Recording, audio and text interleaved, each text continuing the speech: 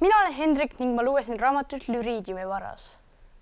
See oli väga põnev, sest et sa lugesid seda igal pool, isegi siis, kui sa sööd või midagi muud teed.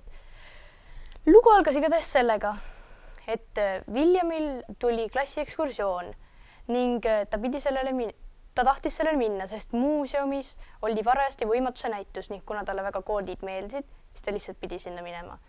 Aga ta isa oli täiesti koodide vastu, sest selle koodide pärast nad just kolisidki teise riiki, Norrasse.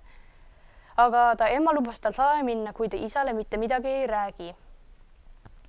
Siis ta läkski sinna, aga 2 turvameest ei lasknud teda sisse, sest seal oli liiga palju inimesi sees. Aga William tahtis sinna väga sisse saada. Siis ta tekitas mingisuguse skandaali moodi asja, et sisse pääseda ning ta pääseski sisse. Siis oli ta seal sees ning nägi seda koodi. Ta tahtis seda väga lahendada ning ta läks ise lavale. Aga mis laval juhtus, sellest te peate ise edasi lugema. Ning ma soovitan seda raamatut kõigile kooliealistele, kes tahavad lugeda nii pakse raamatuid. Ning jah, ma arvan, et mulle meeldis see raamat, teile meeldib ka. Ning kui väga meeldib, siis 2 osa on veel ning sellest oodatakse ka filmi.